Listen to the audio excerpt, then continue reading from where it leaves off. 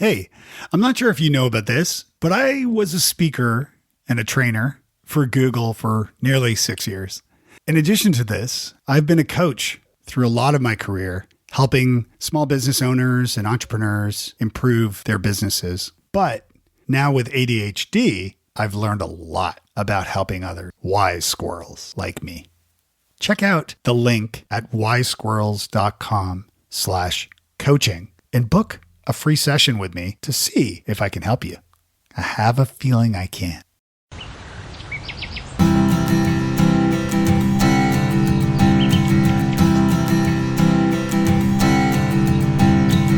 Welcome to Wise Squirrels, the podcast for late diagnosed adults with ADHD.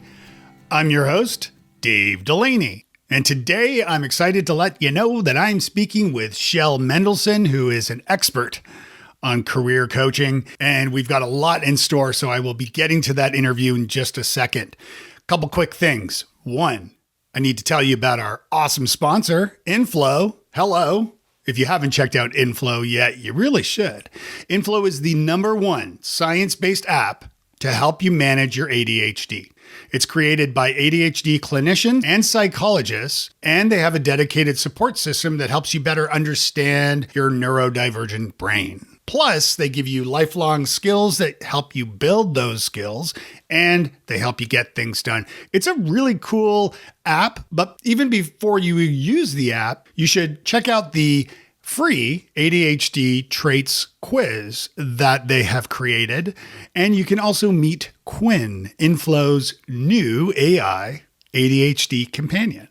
This is all available from wisesquirrels.com/inflow, and we have Inflow to thank as our sponsor of Wise Squirrels. And if you'd like to become a sponsor, check out wisesquirrels.com/sponsor for details about that. On December 16th here in Nashville, Tennessee, I am hosting an in-person all-day seminar. This is called Nowhere But Up, and I've created it to help you gain clarity and confidence and momentum in your own career. I'll be using my root down framework to teach you better how to understand yourself, to know yourself, your strengths, and just how awesome you are. But it will also teach you how to respect yourself, give yourself some self-love, building healthy habits, and then finally connecting yourself, which is an important thing, especially in this day and age when we seem to be more lonely than we ever have been before. So I'm doing this all together in this one-day seminar, and it's going to be a great reset, but it's also going to help you prepare for the new year. So December 16th here in Nashville, Tennessee, visit wisesquirrels.com, click the link. There is a coupon code still available where you can save $150. So visit wisesquirrels.com and you can get details about Nowhere But Up. You know, I really wanted to make it to the ADHD conference this year.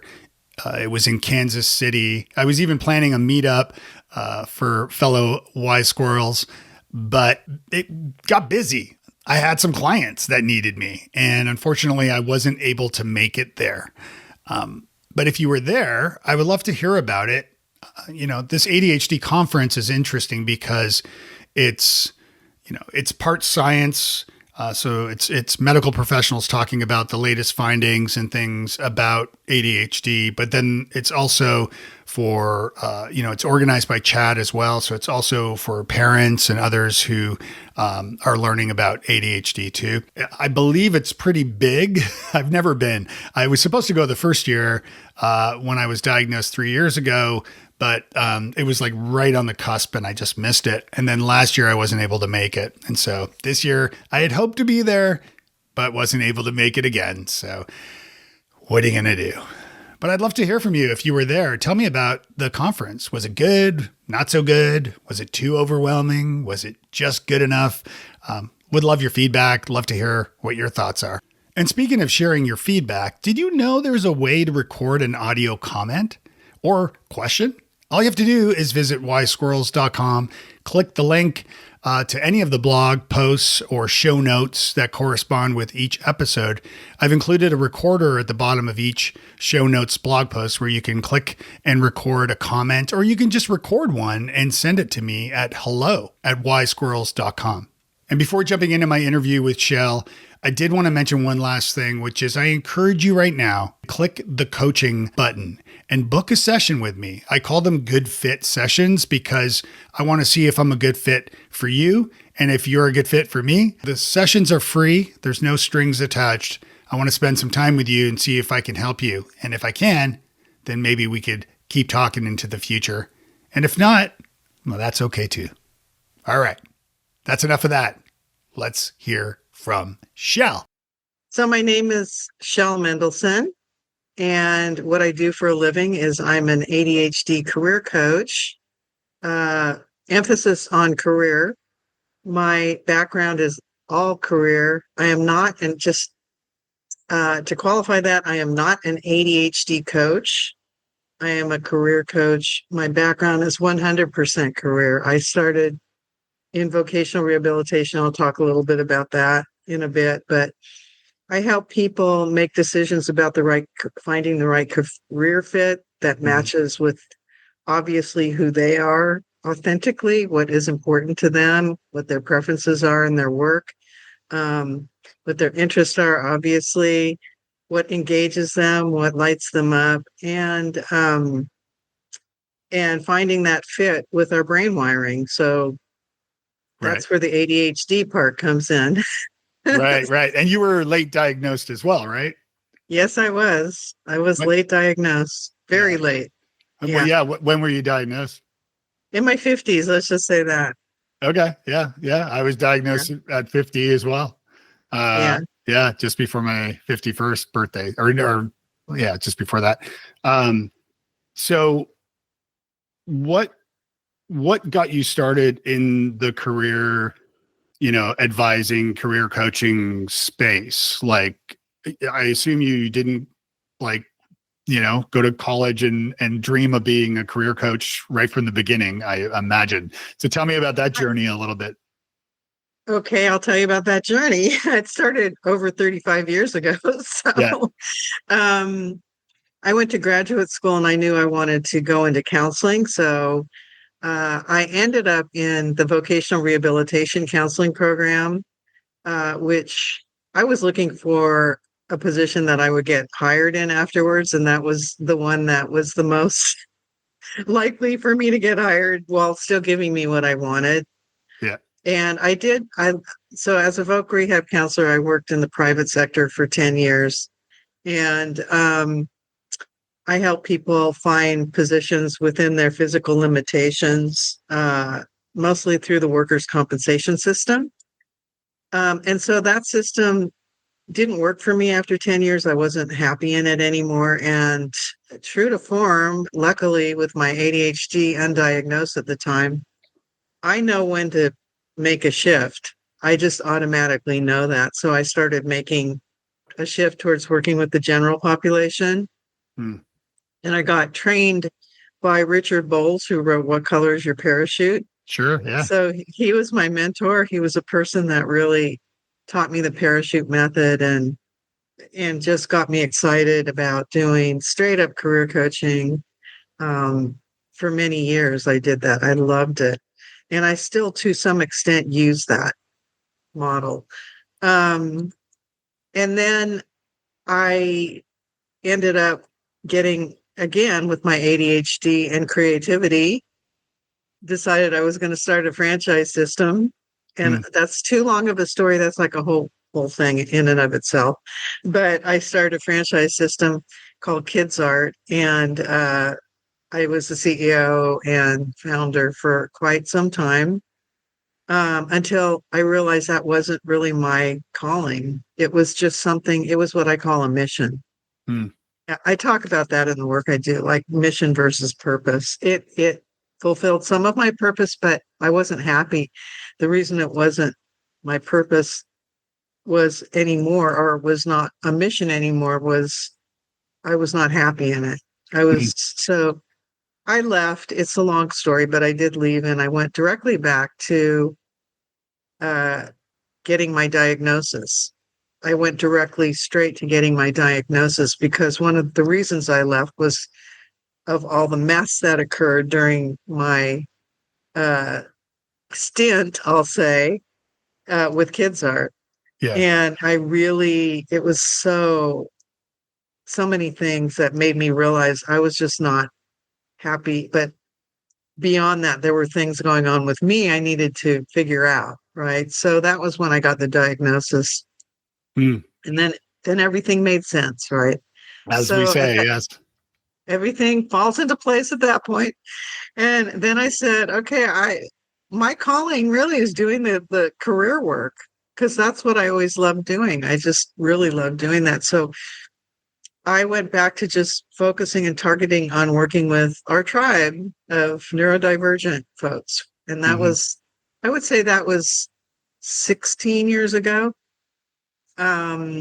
So I have been doing this work solely with neurodivergent adults, and helping them find the right career fit. That's where that's my sweet spot. It's what I love doing. I love it. Never bored. Anyway, No, yeah. yeah. No, it sounds great and very rewarding. Um, Yeah. you said at one point early on, you kind of knew what to do. And so you changed paths. Yeah. Tell me a little bit about that, because I think for ADHDers, and of course, also not a doctor or anything. Yeah. But in my own personal experience and journey, and it kind of continues this way, and sometimes, and in the conversations I have with folks and the research that I've done, oftentimes we know what to do, but we just don't do it for whatever reason. We get kind of stuck. And so I guess, first of all, how did you decide what to do? Like, you said you knew what to do. How did you land on that? And then how did you decide to push forward? Because, and I'll use the example I often share with friends and things, is that oftentimes I've felt like I'm at not a fork in the road, but like if it was like an old school rake in the road, like all these different offshoots. And what I do is I go down one a little, and then I'm like, oh, this isn't the right way. Self-doubt, imposter syndrome, back up, go back down the one I was on before, way further. And then I'm like, well, what am I doing here? This is probably not a good place. Go back. Then I go down another a little bit, and so on. And it's usually the same, but I end up going up and down instead of just staying the course and going straight into wherever I need to be, what I need to be doing. So tell me how you knew, and then how you had the wherewithal to go that direction. Well, that's a little bit more nuanced. And I completely agree with, I can relate to what you're saying very well, because I do try things. I test things out a little bit. Some things work, some things don't. Just going the straight working with the general population thing didn't work for me that well. Initially, until I got my training with Richard Bowles. And then I realized that I needed a system of some kind. So it's like, I'd say that the commonality with me, or the thing that really kept me strong in terms of making shifts, was that I knew that I knew what my foundation was. My foundation was always career, educating people in some way, being an educator on some level, being a counselor, helping people. So I had like a real foundation, and that is what always uplifted me to the next thing and helped guide me. So I always stayed with it on the same kind of path, so to speak, in terms of, like, I've never strayed from career. Like, the whole career thing and helping people with their careers on some level is something I've always done. And I was very fortunate. I know a lot of people don't have that. But for me, where my ADHD came into it was that I can't be bored in what I'm doing. I just can't. And I can feel it early on when it's starting to happen. And I think that's what really propelled me to make the shift and to say, oh my gosh, I've got to start doing something. And so I started, looking into things well beyond. I was in the California system at the time of working in the vocational rehabilitation, which is when dinosaurs roamed the earth way back when. It was like mandatory to offer it for employers. for people who couldn't return, who were injured on the job, could not return to their jobs.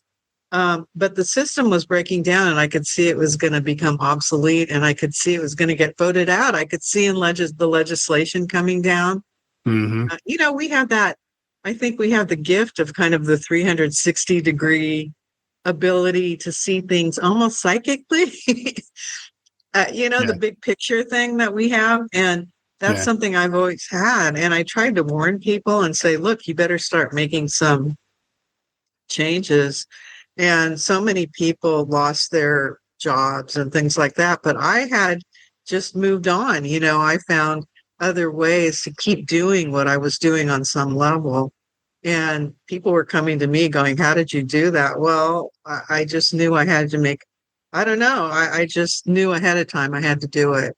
Yeah. So that was kind of it. But finding the right sweet spot, so to speak, didn't happen until I got my diagnosis. And then putting the process together that I use with people, that was the next step for me. But it all was in found within the foundation of education. So it was always, how do you educate, inspire, uplift, help people make the right determination for themselves about what kind of career they need to, or job, or whatever they need to be in. And then it became with our brain wiring. Did you do like specific exercises on, because this is stuff I've done and stuff I do with my clients as well, which is, it's like exercises of self-reflection and understanding, with different personality or strengths assessments and so on. Did you go through some, obviously with the red parachute, obviously that, or what color is my parachute? Excuse me. Tell me a little bit about like the process that you went through, and with the purpose of also helping to inspire the listener to maybe do this for his or herself if they are feeling stuck right now in their career, right? Because the listeners of this podcast are like me, like you, late diagnosed adults, right?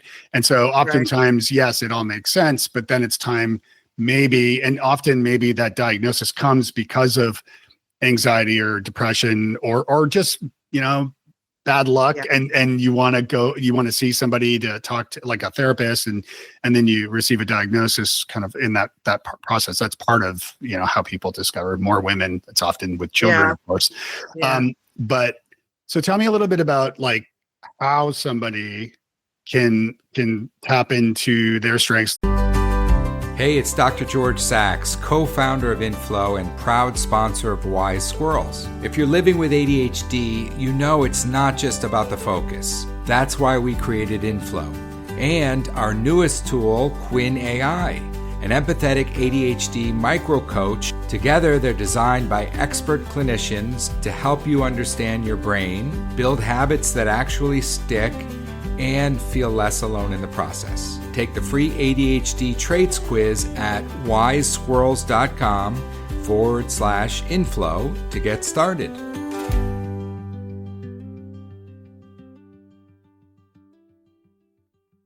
Like for me personally, in my own sort of journey, I've looked at all of my strengths revolve around communication.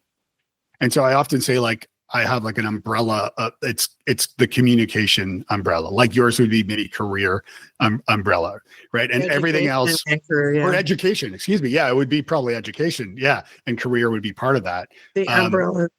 Yeah. So and that fits into that. So tell me, tell me about maybe the process that somebody could do listening who feels stuck right now, and to figure out what is that color, or what is that umbrella? What is that color? Yeah.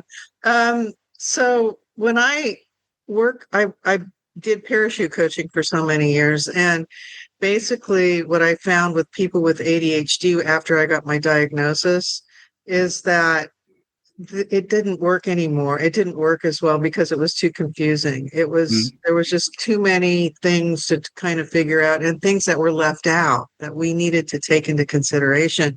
And I was always having to embellish and do graphics and do all kinds of stuff and add to it.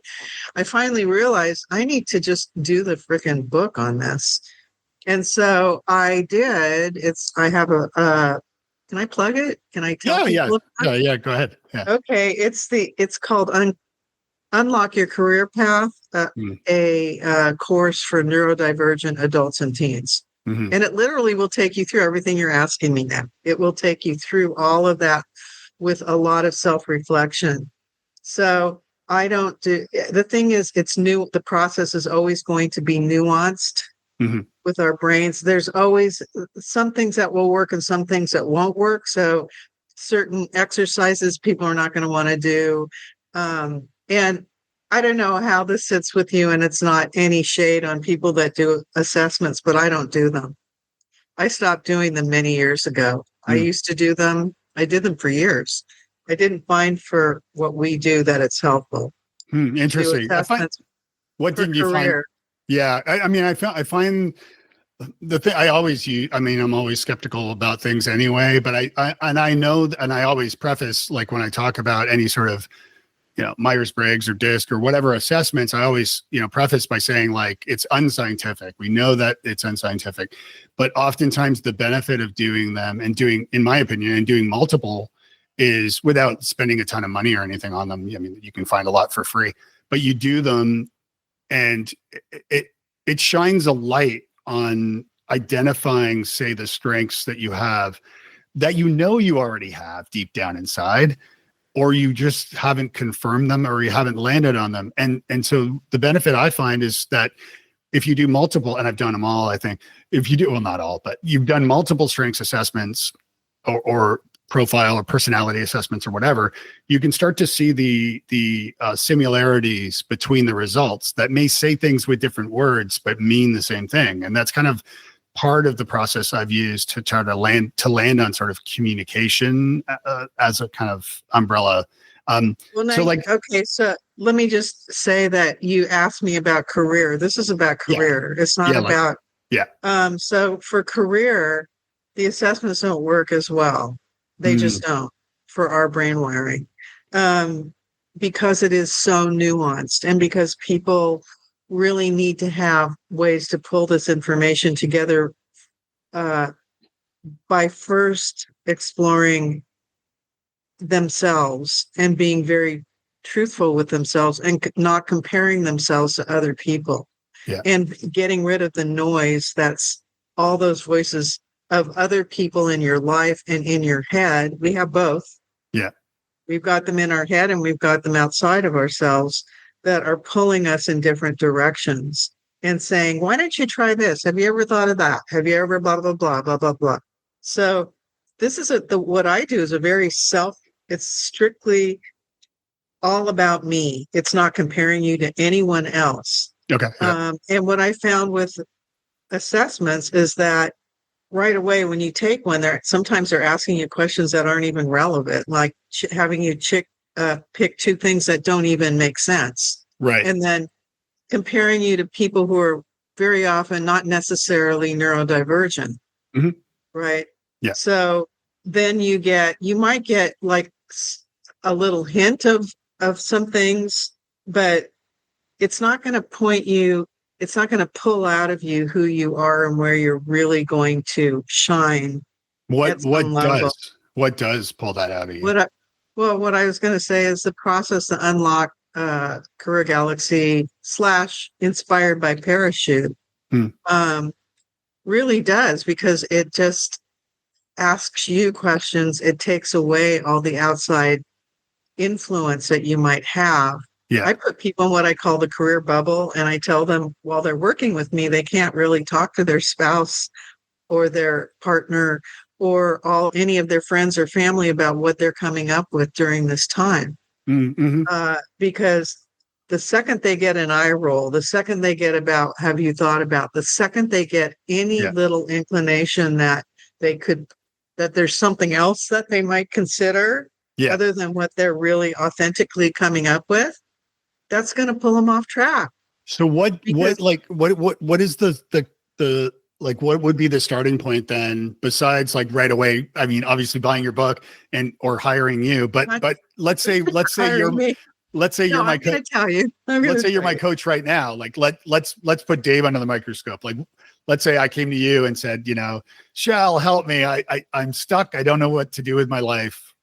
And you mentioned earlier about vision and purpose. So or mission. I'm happy to share that. So, so basically I don't talk about strengths as much as I talk first about skills.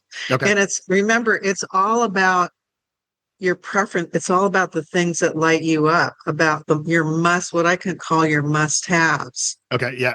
The things that are just, red line, you've got to do these things or consider these things first before you make a decision. Mm-hmm. That's why everything's in writing. You have it in front of you at the end.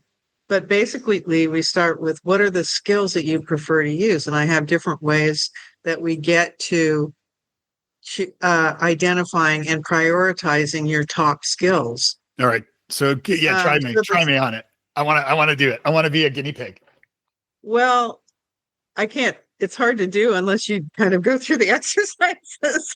So there's the exercises, there's different ways that we use to go about it. Yeah. But part of it is we write stories and look at the skills that come out of those stories about things that you really enjoyed, events that very positive events in your life, not anything specific, but it could be from childhood. It could be from anywhere. So I take people back to their childhoods, things that they were, and it starts with what are the activities that you enjoyed using as a child, the things that you maybe got away from, the things that you remember doing as a kid, activities, the fun things that you loved doing, and no matter what it was, and excluding nothing, because it all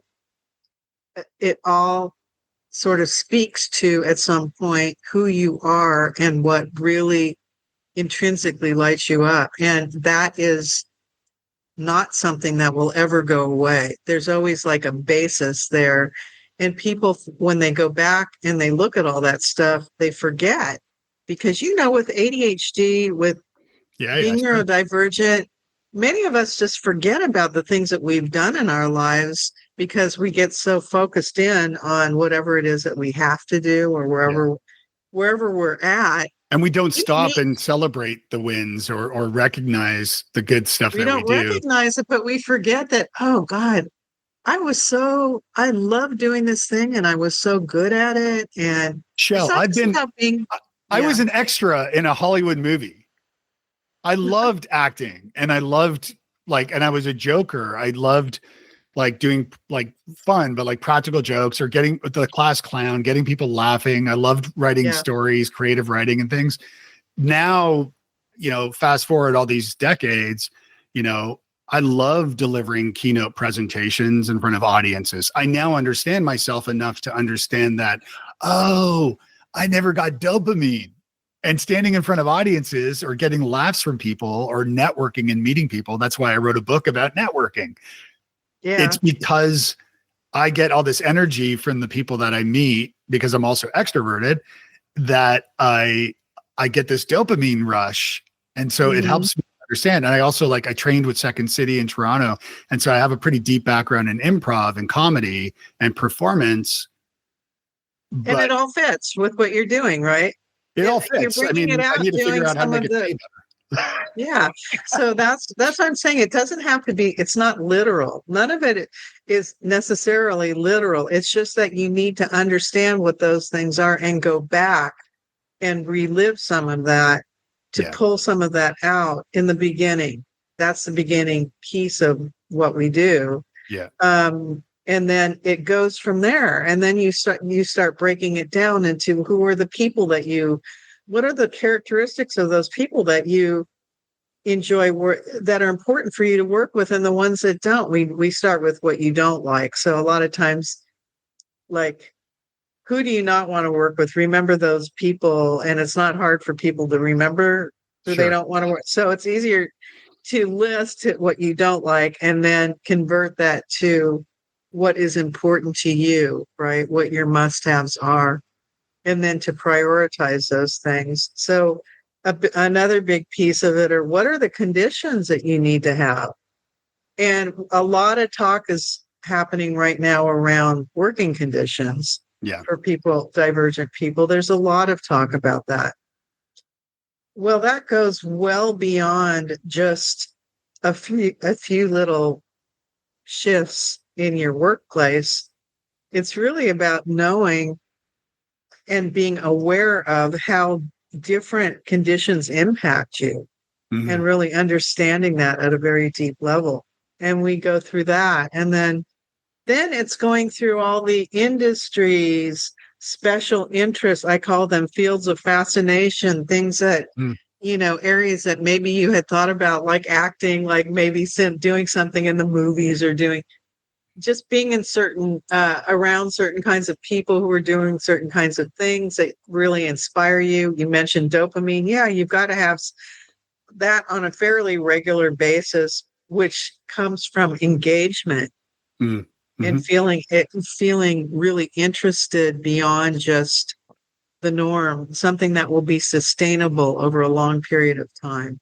Yeah. I think that's why like ADHDers, and I'm generalizing, but I do understand that like EMT workers or police or military are often, tend to lean towards ADHD often because of like any type of job, or pilots, because, I interviewed Dr. Bob Dempsey, who was 16 years, he was the director of the International Space Station for NASA before he was diagnosed. Wow. Right? So obviously he was juggling a lot of tasks there, but he was he doing loved what it, he I'm loved. sure. Oh yeah, 100%. He was great at it. Yeah. So we've gone through, let's say, this process of kind of nailing down some of our sweet spots as you've described here. It's reminiscent a little bit of like Ikigai. Are you familiar with Ikigai? Yeah, I know what I do know what you're talking about. Yeah. And I have Ikigai like on Wise Squirrels that people can check out, because it is sort of an exercise of going through and determining sort of the things that you love and what people would be willing to pay you for, to try to connect it to it's more than that. But so once you've kind of nailed, because as I asked you earlier, and this is asking for maybe my own selfish reasons, but like tapping in and recognizing these skills rather than strengths, as you mentioned, which I think is great. Strengths are okay. Let me just they're similar. That. Yeah. Clarify that. The reason I say skills versus strengths are important, but only if you enjoy using the skills associated with those strengths. 100%. Because a lot of people end up doing things that, they're great at it, but they hate it. Right. And they get put into these positions. You're so good at this, I want you to do more of this, and they hate it. Yeah. And that is the road to burnout. Yes. So that's on the road to burnout right there, when you get pegged for doing something that you don't enjoy doing. So it's important to clear the way, and that would be a big no. That would be on the bottom of the list. It would be something like a strength that you don't enjoy using, could be something that you could spend maybe 5% or less of the workday doing, because it's just part of the mix. But it's not something that you're going to be doing all the time, or else you end up burned out. Yeah, and that makes complete sense. Thank you for clarifying that. So, but like, let's say that I wanted. Okay, so a few years ago, before I was diagnosed, of course, I decided I was going to really take what I've learned about comedy, and I've always wanted to do stand up. And so I was like, I'm just going to take a stand-up 101 class so I could meet the others. So I would have people to hold me accountable and vice versa, so we could go out to the open mics together. And it worked. And I hit an open mic, usually with the same person. And I did 5 open mics in 5 weeks, and plus a couple more. And I did pretty well. But I'm also realistic enough to know that I'm also 53, and getting back to that original question I was asking you about, like, at what point does one say, you know what, I know I'm funny looking, at least. I know I'm great at this stuff and performance and reading audiences and all this stuff. So I know I could be great at it, but I'm also 53 with 2 kids in college, a wife who's retiring in a few years. And I'm like, and I, don't have the daddy Warbucks, Nepo baby money that I can rely on to be able to bankroll taking such Yeah. risks. So tell me Well, so about like that. Yeah, so that's part of it. Like we have to look at the bottom line of what you need to bring in every month, like in terms of bills. So this is not pie in the sky stuff that we do. It's Right. very, very important to get the full picture of, and it means that in the end, what I call the cream rising to the top are the things that are becoming very clear as you're going through. It's not always something that hits you in the face. It's not always a very definite answer. It's going to be nuanced. It might require 1 or 2 different things that you do, like this on the side for a while you're doing this practically to make money. There's just different ways that people will start out to sort of make sure that their lives are still in balance, and if they have to take care of. And generally what happens is people will find ways to get what they need. In other words, they may need to do some more training in order to do what they really want to do. They may need to go back to school and, but in a very specific thing, not in a general way. It's whatever kind of training they get will be very, very specific. And it will lead towards work. It will lead towards, employment at some point. But that's always like one of the things that comes out of it. Like, but it's also not spending money on pie in the sky kind of what I call shiny object courses. Right. A lot of people will spend a fortune on those things. Look back, if you could add all that money up on all the classes you took and all the things that you just put on the shelf and never did anything with, or maybe got halfway through. Yeah. And nowadays, like as a recovering marketer, like, and always ethical. I mean, there's so much snake oil now and so much BS online, to the point that I've actually started calling people out, but that's a different story. I do too, by the way. Yeah. I call it my wall of shame. It's on my LinkedIn profile. And I actually tag the people that are trying to scam me. And oh call my them gosh, out. I love it. Yeah. And I constantly get people searching for these people's names when they solicit them. And when they search it, they end up finding one of my posts from 2 years ago and send me a message to thank me for the message ahead of time. So I'm all for calling out the BSers out there. So for somebody that, I guess the challenge I'm often, so one of the most dangerous things, and listeners of the show have heard me say this multiple times, but one of the dangerous things about a late diagnosis of ADHD, not to say don't get diagnosed. I mean, go get diagnosed and get treatment. Absolutely. 100%. Absolutely. But one of the dangerous things about learning that you have ADHD later is you start to look at the past and you start beating yourself up because you didn't do this or didn't do that. And I'm not suggesting people do that. However, since the listener of this show is a late diagnosed adult like us, I'm 53. If you're 20, change courses, try something different, go back to school and study something different. But at 53, it's like, I should be thinking about retirement and not, oh my God, I should just completely change course and go back to school and spend tens of thousands of dollars in debt for a degree in something.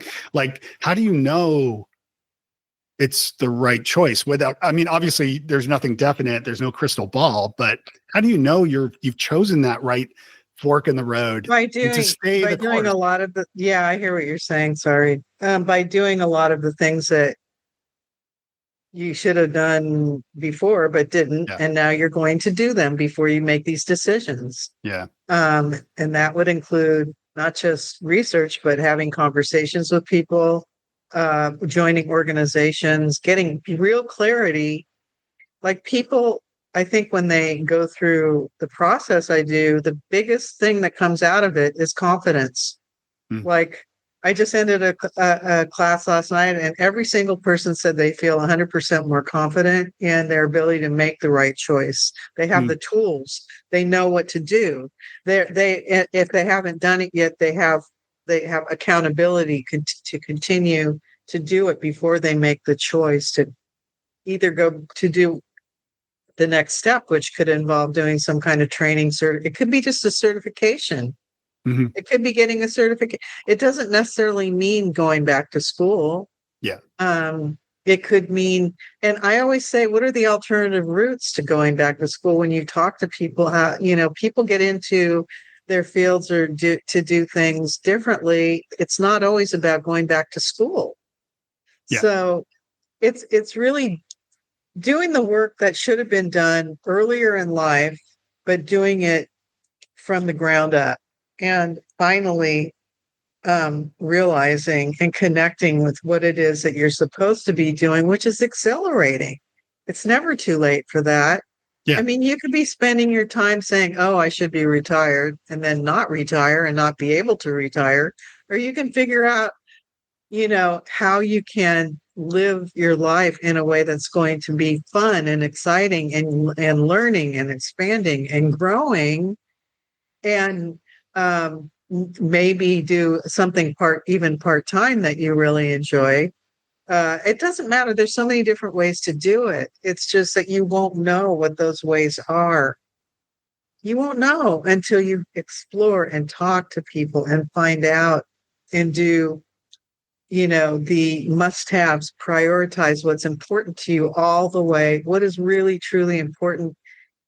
Block the noise out. What do I want? So I always tell people, be very, very selfish in this. Yeah. Be completely selfish. It's okay. Most of us don't know how to be when it comes to this kind of thing. It's like, oh, what will my spouse say? What will my friends say? What will everyone say? Yeah. You want to please. We're kind of people pleasers, aren't we? I mean, we're definitely people pleasers. We're people pleasers. So it's very, very, it's not an easy ask when I say block the noise out.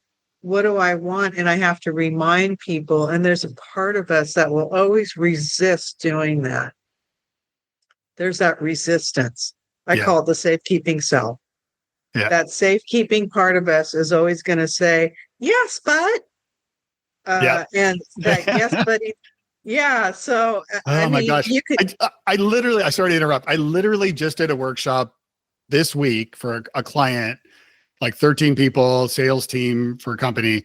And I speak, one of my presentations and workshops is it's called the Master Communicator's Secret Weapon. And the reveal, don't tell anyone, it's improv, but it's not about it's not about everybody becoming a comedian and taking an improv class, but rather using tools and core strategies and concepts from the art of improv to improve how you communicate with people. And that includes prospects and clients and friends and family even. But when you said nice butt, I talk about I use this nice framework I came up with years ago, but I use nice and instead of yes and like in improv, partly because you can't approve every concept, every crazy idea at work. You can't say yes and to everything, but you can say nice and empower your people and make them feel heard and slow yourself down from blocking it or rejecting it or saying that's a stupid idea. And then and so I do an exercise where the group do nice and we go through that together. And then on the flip side, we try nice but. And on the slide, because I love designing my slides really well, on the slide I have nice but, and then I add an arrow that goes to the T, pointing out that it's one T, and don't call HR. So we're talking about nice but with one T, because if you say nice but with two T's, that's a call to HR. But when you go through this nice but exercise, like you're saying, you're basically blocking the person. You're basically saying no. Nice, but we don't do that. Nice, but I can't, I don't have the money. Nice, but blah, blah, blah. And it blocks, that. So anyway, went on a tangent there. Sorry. No, I mean, the thing that I love listening to you is how excited you are about what you do. I mean, I feel the same way. So that's where I look for that in people when they start to talk about certain things that are coming up for them, the animation in their voice, the energy, and you clearly love what you do. And what I see is that you tie so much of what you truly love, like the improv stuff, into what you're doing. You bring it all in. Yeah. And that's so important. These are what you're talking about are the things that people really don't do because they get into this, I've got to just do this thing to make money. And then they feel stressed. The stress comes on, the anxiety comes on. What if I get fired? What if, you know? So, but when it comes to like for my own, like I've been working for myself now for 13 years and so long before COVID and all that stuff. And it's been it's a roller coaster as all solopreneurships or entrepreneurships or businesses or even careers. It's a roller coaster. My struggle is in business development. And partly it's my own, I know I'm great at what I do and not being cocky about it. I know I am. I've got almost 150 recommendations on my LinkedIn profile to prove it. But my struggle is often just finding the business because I'm a people pleaser to a fault, because I hate rejection, and the people pleasing comes from trauma that I face as a result of undiagnosed ADHD and parents and that kind of thing. So I can easily connect the dots now through therapy, of course. I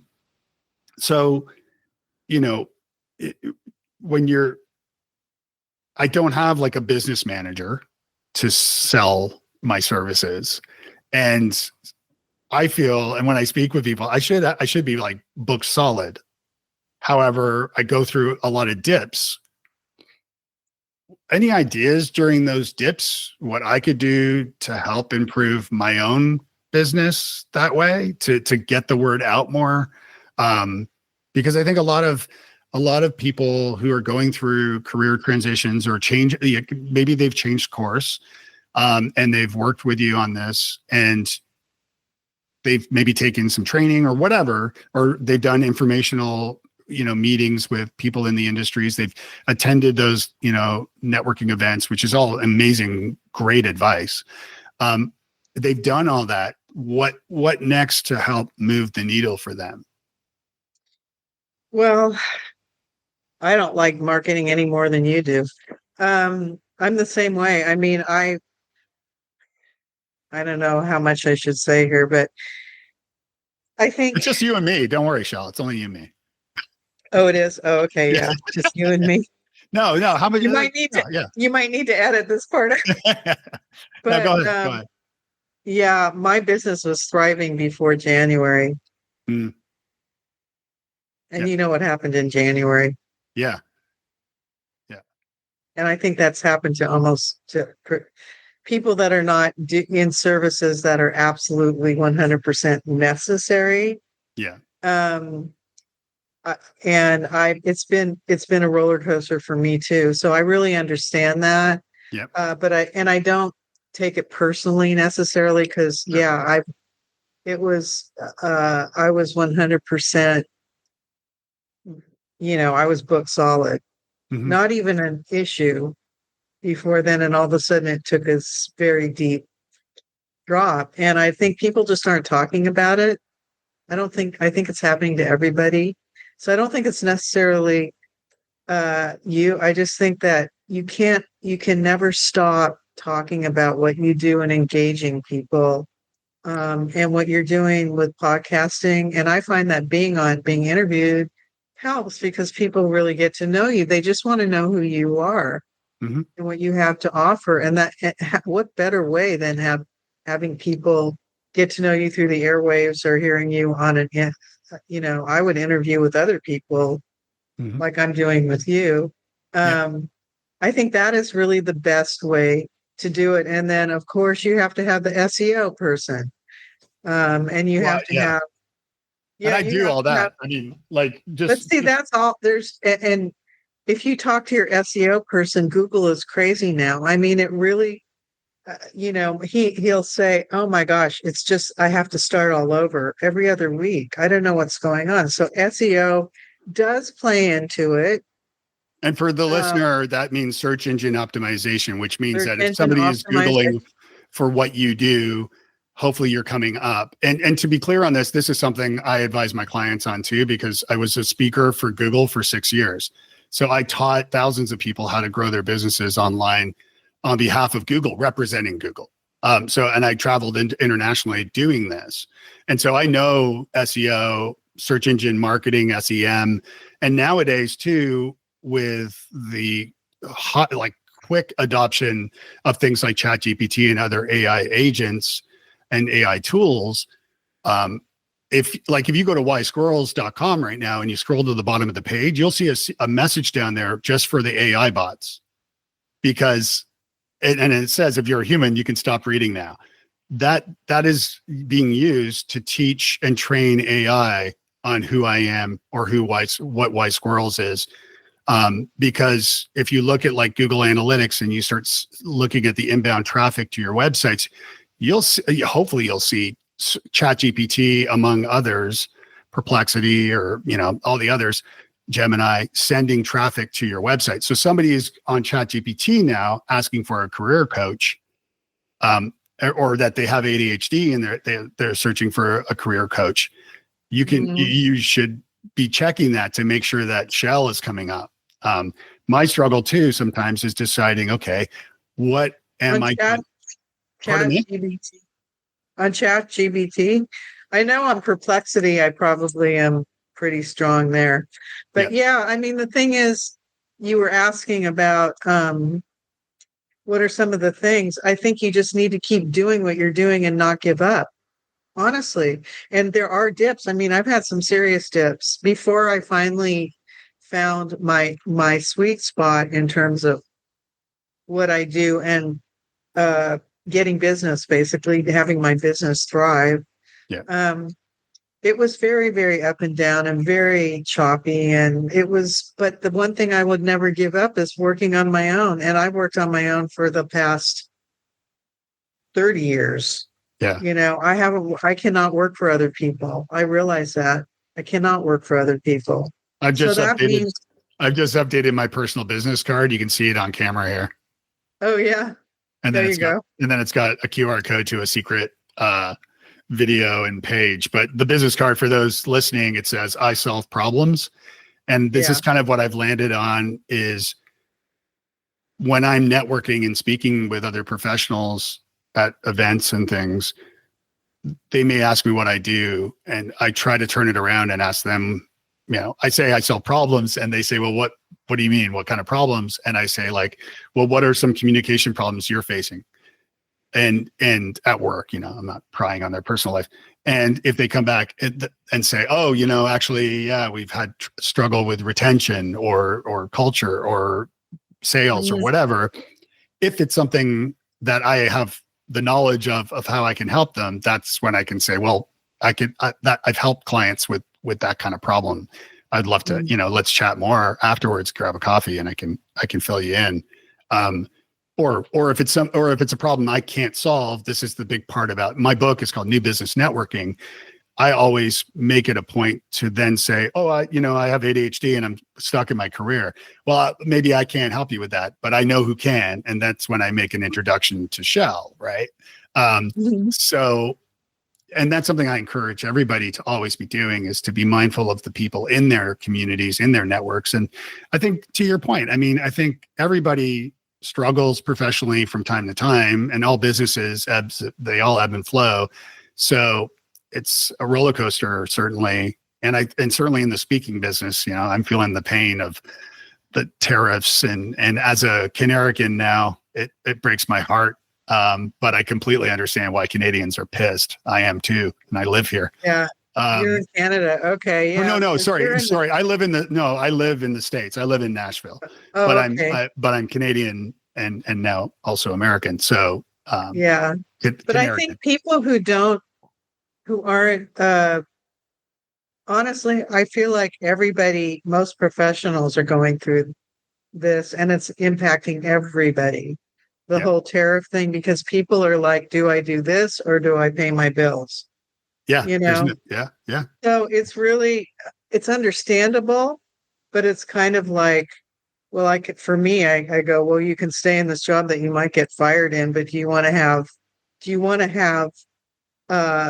the tools, and do you want to know what is the right fit for you, and be able to describe that to a T and articulate it 100%, and then be above the cut of people that you're competing with? Or do you just want to stay in this situation and hope for the best, So you just have to sort of keep screaming, I think, not screaming, but telling people like you do, because what you do is it's super valuable. It's important.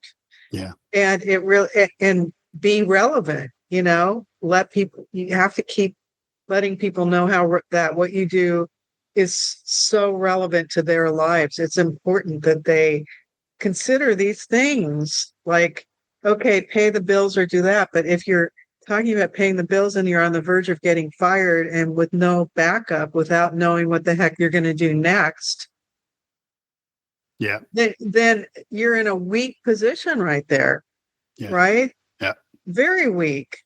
Whereas people, when I work with them, they are not weak because they have the tools to make that pivot, to do what they need to do to move on to the next thing. With ADHD, it's got to be something that you enjoy doing. It has to have some level of engagement for you. Yes, like this podcast. That's why I love doing what I'm doing. I can tell. I can tell. I always say to podcasters, like, look at what you're doing. Your podcast. I mean, obviously you love doing that. And that's something that you've added to the mix of whatever else you were doing before. You've added that to the mix. That's the foundation, right? So you talk about your foundation was, I don't know. Communication. What was it?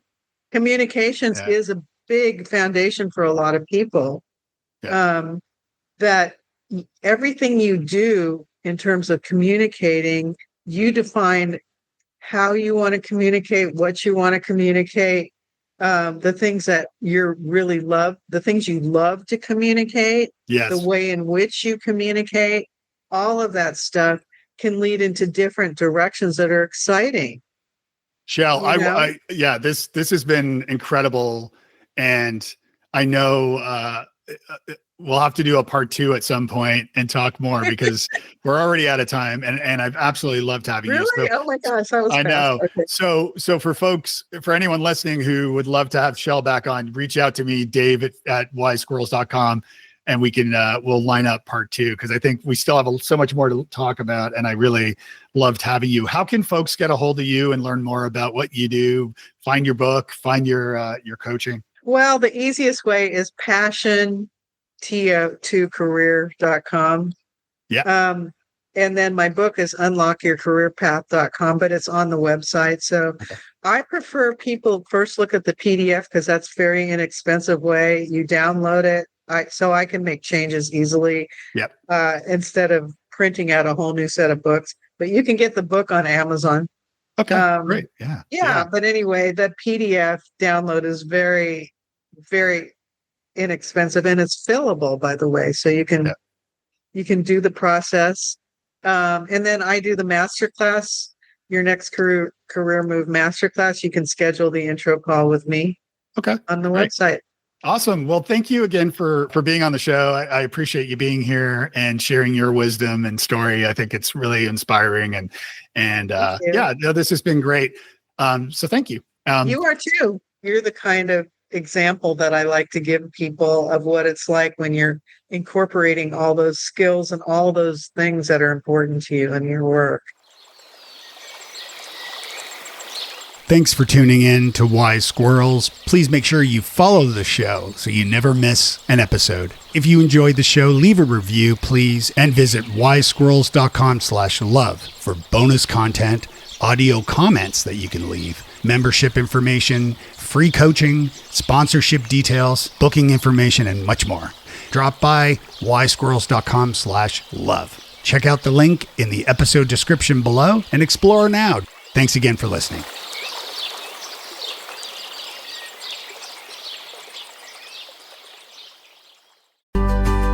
Hey, it's Dr. George Sachs, co-founder of Inflow and proud sponsor of Wise Squirrels. If you're living with ADHD, you know it's not just about the focus. That's why we created Inflow.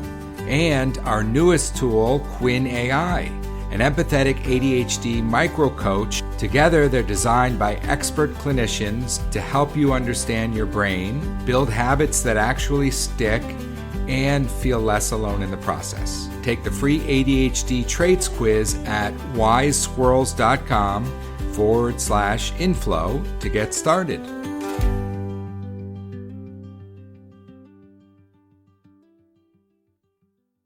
Hey, I'm not sure if you know about this, but I was a speaker and a trainer for Google for nearly 6 years. In addition to this, I've been a coach through a lot of my career, helping small business owners and entrepreneurs improve their businesses. But now with ADHD, I've learned a lot about helping other wise squirrels like me.